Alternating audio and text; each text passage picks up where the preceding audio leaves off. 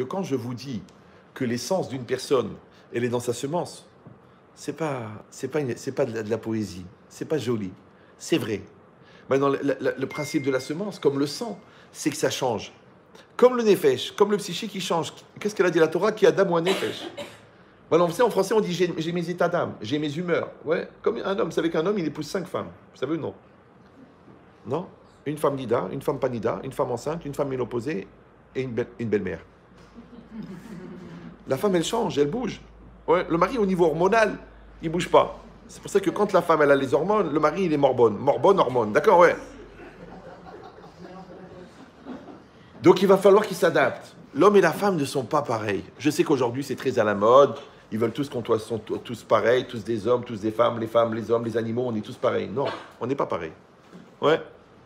Maintenant, l'idée, c'est quoi? C'est que ça représente ton essence. Maintenant, ton essence, elle est en changement perpétuel. Oui, là, tu es nerveux, là, tu es mature, là, tu es immature. Là, tu es très clair dans ton professionnel, mais tu es perdu dans ton émotionnel. Il y en a qui arrivent à gérer 600 000 employés, ils n'arrivent pas à gérer 4 enfants. Ouais, celui-là, il est très à l'aise avec l'argent, celui-là, il est perdu. Celui-là, il fuit le regard de l'autre, celui-là, il se met en avant. On est tous différents et c'est notre seul point commun. Donc, quand tu te lèves le matin, je t'ai dit, il y a 7 milliards de personnes qui ne te ressemblent pas. Tu as 2 solutions. Soit tu vas souffrir de la différence de l'autre, soit tu vas profiter de la différence de l'autre. Vous me suivez ou là? Alors, dans le mariage, c'est pareil. Il y a des gens, tu les vois, tu dis, mais pourquoi vous êtes marié avec elle? Parce qu'ils sont en train de s'engueuler toute la journée. Tu dis, pourquoi elle? Parce que elle était différente. Ok. Pourquoi vous voulez divorcer? Parce qu'on est trop différents. Alors, je ne comprends pas. La différence, ça attire ou ça repousse? Alors, je vous donne la règle, c'est très simple. La différence, quand tu la subis, ça repousse. Et quand tu l'optimises, ça rapproche. C'est très simple. Ouais. Vous me suivez ou non? Alors, quand tu es amoureux, que c'est nouveau, que tu es investi, tu dis, elle est différente. Il est différent. Ouais. Mais quand tu rentres, dans une routine, ouais, dans un non-investissement, dans une non-construction, et que le Satan, il produit 99% des relations que tu as avec l'autre, dans le malentendu, dans les nerfs, dans les stress, dans la tristesse, dans la pression, parce que l'autre, en existant, il te crée une pression. Pourquoi? Parce que chacun veut que l'autre donne le meilleur de lui-même.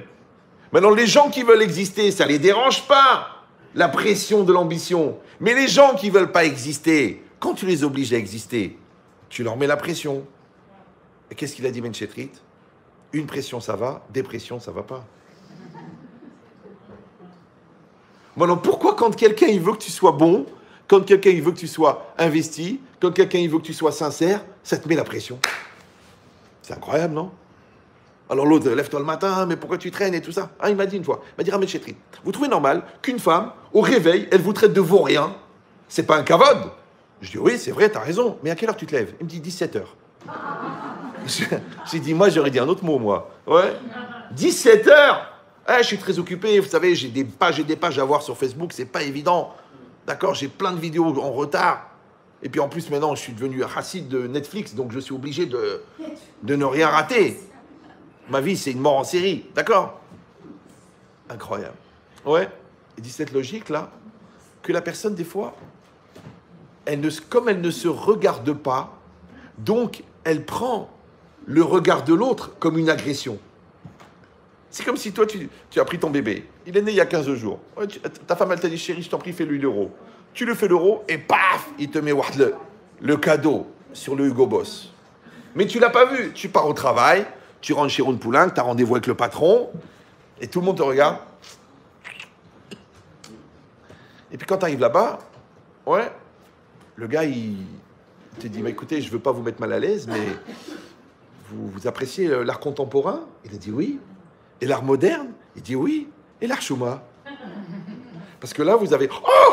Oh là là, Mechila, oh là là, excusez-moi, le mec, il s'habille, nettoie, il va aux toilettes, il met un mouchoir, il met sa cravate, il ne sait plus quoi faire. Pourquoi? Parce qu'on lui a montré qu'il a une tâche. Alors qu'en vérité, il est une tâche. Mais bon, c'est pas grave. D'accord. Mais si, imagine lui, il rentre dans l'ascenseur, il voit la tâche. Avant que quelqu'un lui dise, qu'est-ce qu'il fait? Il fait comme ça. Oh, mince, j'ai plus le temps de retourner, c'est pas grave, il se nettoie, il met la pochette. Et ça se passe très bien. Ça veut dire quoi? Quand toi, tu te rends compte de la tâche, tu le vis très bien. Mais quand quelqu'un, il te montre la tâche, tu deviens fou. Ça va? Ça dépend des gens. Les gens qui veulent grandir, ça les intéresse qu'on leur dit leurs défauts. Parce que ça les fait évoluer. Mais les gens qui fuient le regard de l'autre, la remise en cause, ils vont le vivre comme une agression. C'est une très grave maladie. Très grave maladie, ça s'appelle la susceptibilité. De Ma question, pourquoi vouloir toujours changer l'autre? Pourquoi ne pas l'accepter tel qu'il est? Ça, ce que vous avez dit, c'est très intelligent et ça va éviter beaucoup de divorces. Mais moi, j'ai pas dit la remarque de l'autre. Je dis, est-ce que la personne elle-même, elle doit vouloir changer? Est-ce que la personne, elle doit évoluer? Est-ce que l'homme est un produit évolutif? Ou non? Ou le fossile, la pierre. Ouais, le camembert en phase de décomposition. Qu'est-ce qu'un homme, c'est quoi un homme? Qu'est-ce que c'est une femme? Non, moi j'ai parlé que l'autre, il te renvoie un message qui doit te faire changer. C'est-à-dire qu'Hachem, il t'envoie une femme pour que tu grandisses. Hachem, il t'envoie un mari pour que tu grandisses.